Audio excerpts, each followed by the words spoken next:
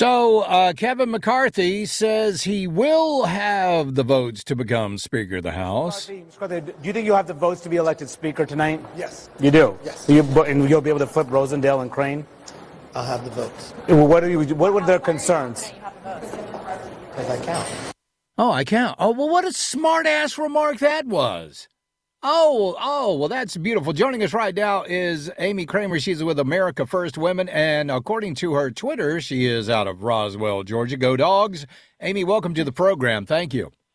Hey, thanks for having me on. Yeah, go Dogs, right? Exactly. So, my goodness, do you think, well, first of all, these promises that were made, because we have, Ralph Norman, Jeff Duncan here in South Carolina, Nancy Mace, Timmons, all of these people voting for McCarthy, and he's making a lot of promises, but you don't think these promises are going to be carried out, do you?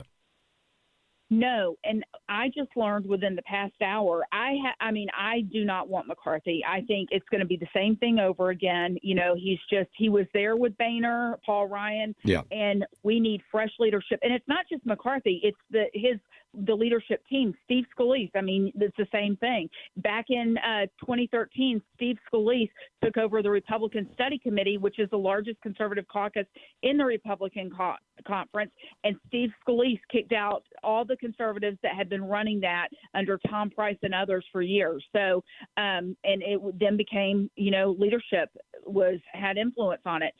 And then a year later, you had the Freedom Caucus born. But I digress. Anyway, no, we just learned an hour ago that this rules package that they have supposedly agreed on has to be voted on by the entire House. Well, the Democrats aren't going to vote for it. Right. And the moderates and especially the establishment, as Steve Bannon calls them, the cartel, they hate the conservatives. I mean, they hate what they've done over the past 3 days.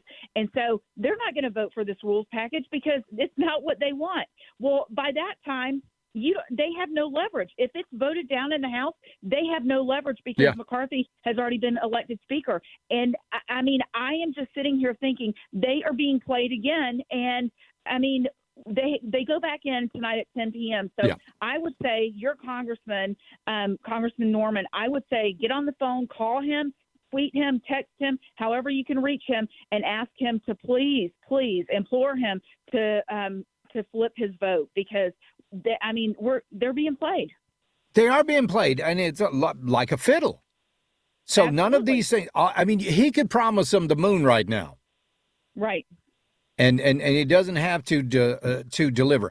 You know what I haven't heard? We're talking with Amy Kremer, chairman of America First Women. I haven't heard anybody give me one redeeming quality about Kevin McCarthy and why he should be Speaker of the House, other than he's worked really hard for it.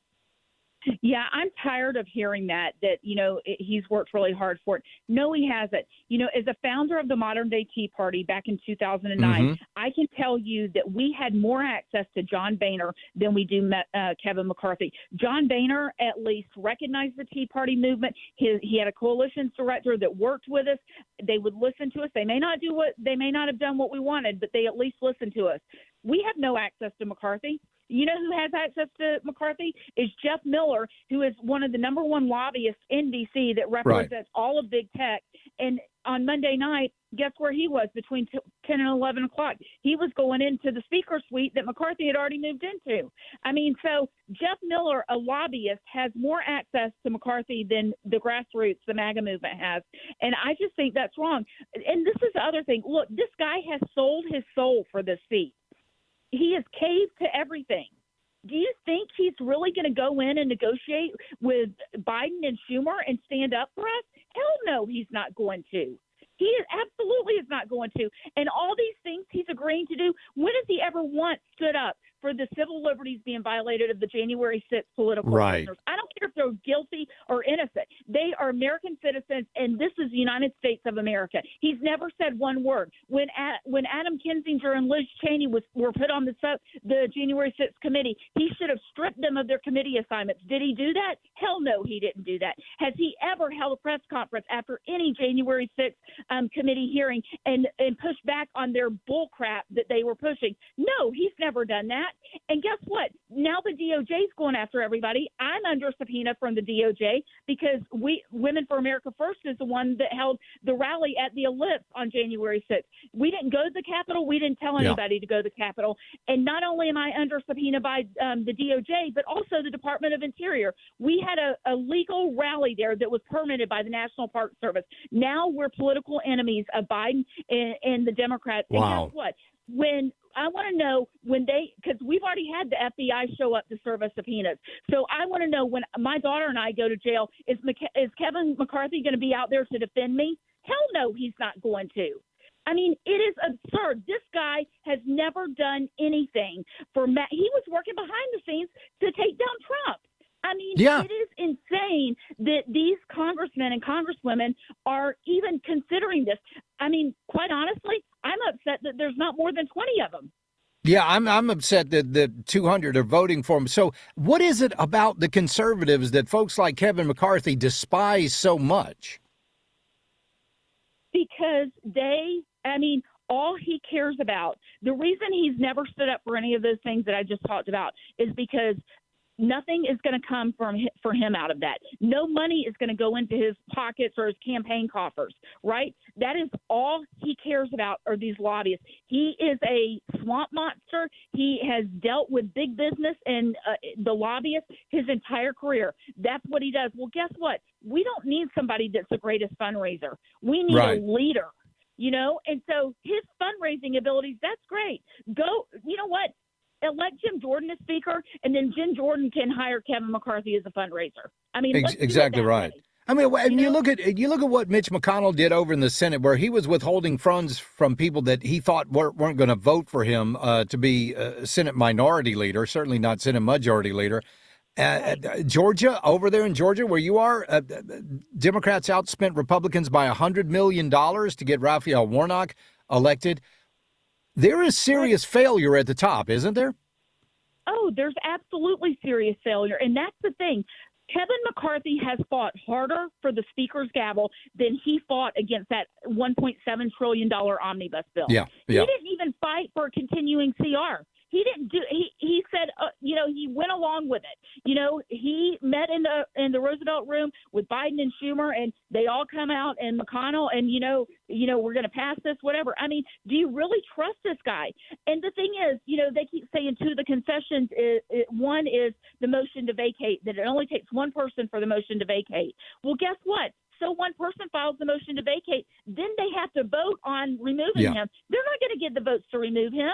And then the other thing is the Congressional Leadership Fund, which was his PAC that went and played in all these primaries, right, and defeated our MAGA candidates. Yep. So that's another bone of contention. So he's agreed he will not do that next time. Well, come on. Do you really think that he's not going to redirect that money somewhere else and have somebody else go do it? They'll go and start other PACs or other organizations. Sure. I mean, it happens every single time. We're not stupid. We can see it. And this guy has lied. So that's the thing is, I mean, honestly, this comes down to trust. We don't trust him. No, I don't trust him either. And I'll tell you what, every member of our South Carolina, of the House of Representatives from South Carolina should listen to this interview with you about everything that you just said is 100% true. They're being played and they're going to be stabbed. They might as well go ahead and turn their faces to the wall because they're going to get stabbed in the back. How long do you think it's going to be before I gave him 90 days? I was being very generous before Kevin McCarthy becomes an utter disappointment. I mean, I'd probably give him 30 or 60 days. Honestly, I mean, this guy he is not one of us. He is there. I mean, have you ever seen somebody in 1998, Republicans won a slim majority with 223 votes. Mm-hmm. And Speaker Newt Gingrich was up for Speaker, and it was such a slim majority that he stepped to the side because of the slim majority against him. He stepped to the side for the good of the country. This guy is standing there and saying, I'm not going anywhere. It's like, who can blink first?